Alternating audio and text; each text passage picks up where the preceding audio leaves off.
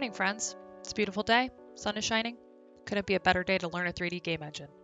Unreal Engine 4, or UE4, is an incredibly powerful game engine, but it's also really tough to learn on your own. So I decided to create this tutorial series to help people learn UE4. At the same time, as you can see from my setup, I'm not a professional YouTuber. I'm a professional game developer, so maybe you can give me some tips on how to improve as we go along too. If you ever get stuck or have some thoughts on how this series could better help you learn, feel free to leave them in the comments below. I'm listening. By the end of this first video, you'll have learned 3 basic things. Number 1, how to open up the engine and load a project. Number 2, how to move around in 3D space. And number 3, I'll show you what all the complicated buttons in UE4 actually do.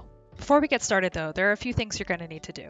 Number 1, you're going to need to actually have a desktop or a laptop computer. A tablet is probably not powerful enough to run UE4. Number 2, you're probably going to want to have the engine downloaded and at least installed. I'll put the link to the download in the video description so that you know where to find it. And last of all, you're going to want a mouse. Trust me. If you've been working with a touchpad before, you're going to want to go find a mouse. You can get them for like $10 off Amazon. This is going to do a world of difference, especially when we start trying to actually move around the engine. Okay, enough prep work. Let's get started. So when you first open up the Epic Games launcher, you're probably going to see something that looks a little bit like this. This is like the storefront for the shared Epic Games store, which you've probably interacted with if you've bought any games from Epic before. But you're actually going to want to go down here to the Unreal Engine tab, which is where we're going to find everything developer related. And up here, you might see a yellow launch button if you have the most recent version of Unreal installed, in which case you can just go ahead and hit that. But if you don't, you're going to want to actually go here to the library tab and look at which versions of the engine you have installed, because there could be many versions that you might have on your local machine for a variety of reasons. So in this case, I already have a couple installed, but if not, go ahead and hit the plus button here and install that new recommended version of Unreal. Once you actually have that engine open, which will probably take a little while, you should see this select or create new project screen where it asks you to either open up something that you've been working on previously or start something new. In this case, we're going to start something new. So let's go ahead and click on the Games tab here and hit Next down below. Now we have a number of options about the type of game that we could be creating. UE4 tries to do a lot of things to help you out if you are getting started with a brand new project, and it tries to include some basic things that would be useful to you if you were trying to build, say, a VR game or a vehicle racing game or a twin stick shooter. Today we're actually going to be picking that first person template because that's where we're going to get started in our next tutorial. So we're going to go ahead and hit next on that.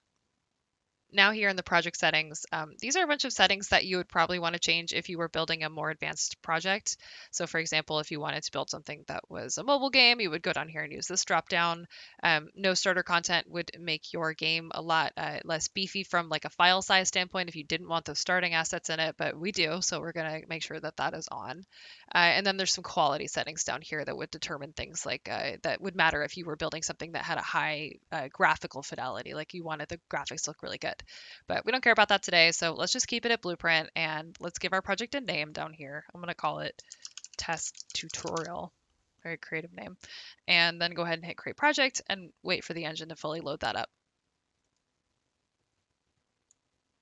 So once you actually have the engine open, it's really overwhelming. The first thing you'll notice is that there's just a lot of menu situations going on. So we're going to take this one at a time and just kind of work our way through going clockwise from the bottom. So starting down here, this is your content browser. The metaphor that I'm going to use throughout all of this kind of menu stuff is that you are a painter who's painting a painting and you have sort of a palette of paints. It's a lot of P's. Don't worry about it. So down here, this content browser, this is basically your paint box. This is where you would keep all of the paints that you might want to potentially be using in your painting. You may or may not actually be using them on this painting, but you have them there and you're ready to use them at home in case you actually need them. This is where everything that our project contains actually lives. And what you're seeing here in this main screen, this is actually the level view. So in UE4, we have a number of levels that we can load in a given project. So you can think of the project as kind of the top level thing, and then the levels are the things that it loads one level down from that. Haha, level. Anyway, so in our project, this content browser tells us all of the things that we have access to. And then here in the middle on the level, this is actually where we start using some of those paints to paint our painting. So here, this modes menu, this is kind of like the paint store.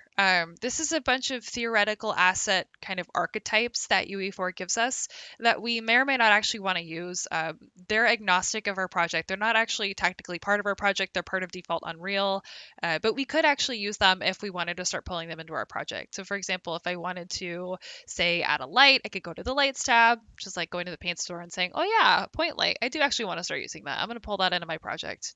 Basic shapes. So these are a bunch of like basic, what are often called primitives in game development, 3D shapes. We're going to learn a lot more about that in our next tutorial, which is focused on whiteboxing. But for now, we're not going to actually touch any of these, but this is where you would go if you wanted to start pulling in some basic things. Up here at the top, these are a bunch of options that you can use for either changing project settings about your game or about actually building and playing and loading your game. The main settings that we're going to care about today, we're going to care about saving, which is important. Save your project, save it all the time. I do it instinctively, probably every 30 seconds. And we're going to care about playing the game. So this play mode, you can see you can either hit the little play arrow, try it now if you want, triangle. All right, we're playing. We see a gun. And then if we hit the stop button, stop playing. Yay. There's a little drop down arrow up here.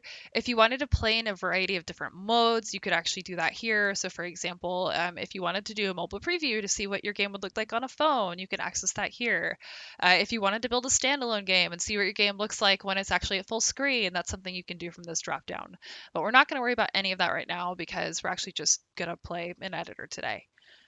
Over here on the right, you'll see the world outliner. The world outliner is kind of like our actual palette of paint. So this is what we're actually, if we're making the Mona Lisa, this is our browns, our yellows, our purples. This is the stuff we're actually using. So over here on the right, you can see there's a bunch of like editor cube and floor. And if I actually look at all these things and I start clicking around, you're going to see things get highlighted in the scene because this is what you're actually using. All this is, it's like a table of contents for the things you have in your scene. It just shows you what they are. So that if you were trying to find something and you couldn't see it in the world of the level that you're working on, you could go up here to the world outliner and still find it. This is really helpful when, for example, you lose a light in the scene and you're like, I know there's a light in here somewhere, I just don't know where it is. You can go to the world outliner and you can see, oh, okay, there's my light source. And so down here, this is actually the details view. This is really important. Whatever you have selected in the scene, whether that's here, something that you clicked on in the level, which you can do by the way, or whether that's something you're clicking on in the world outliner, you'll see a bunch of details down here change in the details panel. And these are just a bunch of settings that are unique to whatever the thing is that you're looking at. So this cube has a texture. It's got some tags so we can find it. It's got some collision properties which determine how it hits other cubes when two cubes collide. These are all specific to this editor cube 18. Uh, and so now we're actually going to go ahead and hit the play button and give it a go. Try playing the game and just kind of click around and see what happens. Take a break, have fun, shoot some cubes, and come back to me in 5 seconds. Okay, I hope you had some fun, because I always like to say that there's no fun in game development if you can't enjoy playing what you make.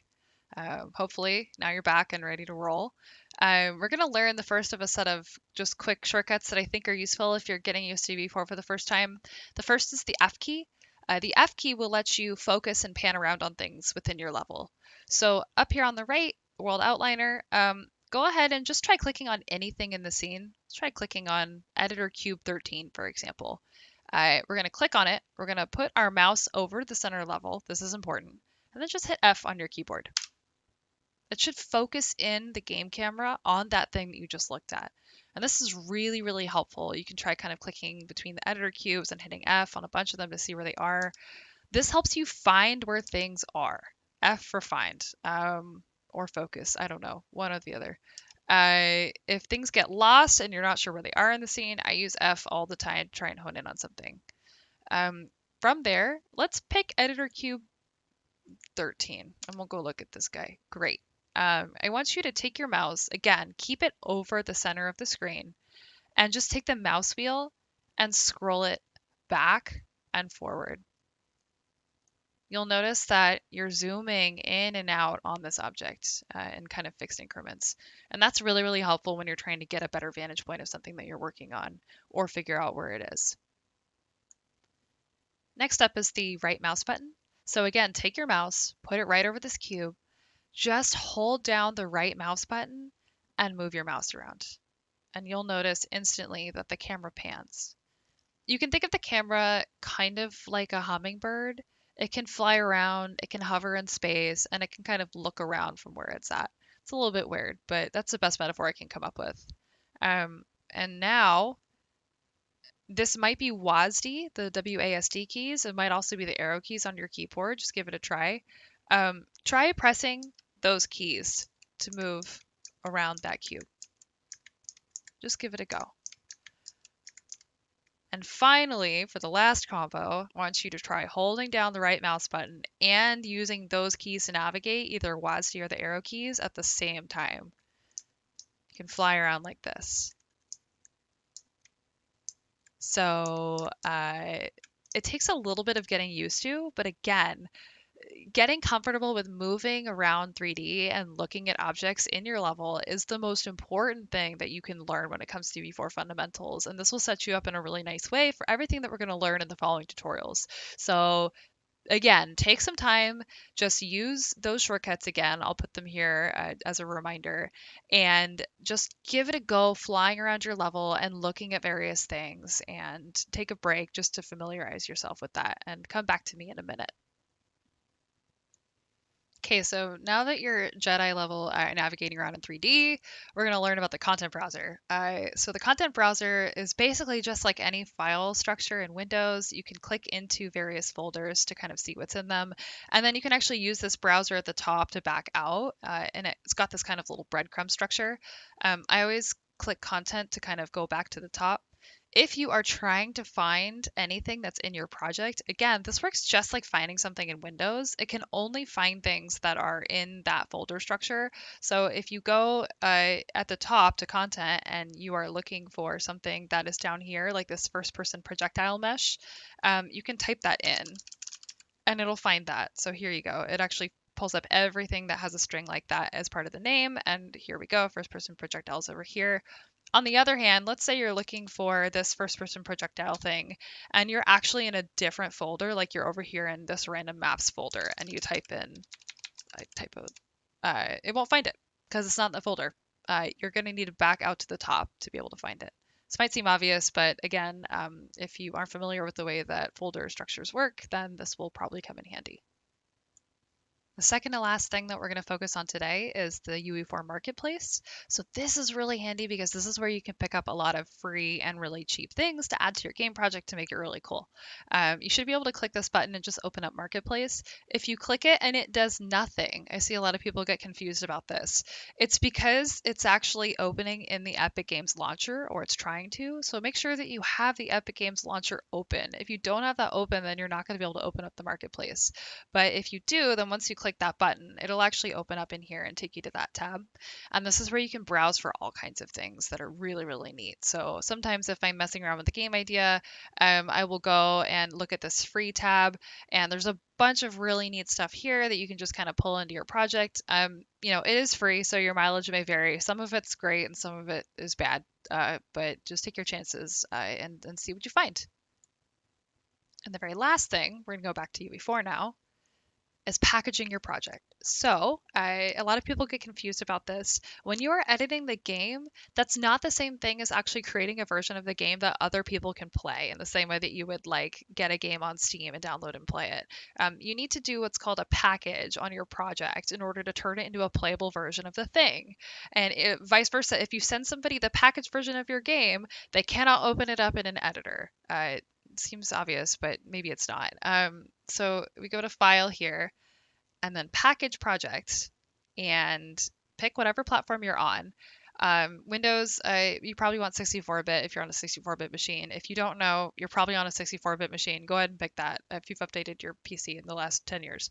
And what that will do is go through a process where it basically spits out a finished game file. So it'll ask you for a name for the file, and then it'll probably put it in a folder somewhere on your computer. And you can actually send that file to somebody else and they can play your game. So if you ever build anything and you want to share it with somebody, but you don't want them to actually have UE4 installed, you can do that package process and then you can send them the file that comes out of it. So That puts her up on her first tutorial. Not so bad, right? Next up, we've got a lesson on creating and moving 3D shapes around so that you can learn to make your own levels. I'll see you in the next lesson, and as always, if you got stuck or you have any problems or questions, feel free to leave them in the comments and I'll do my best to help if I can. Until then, thanks for joining and see you next time.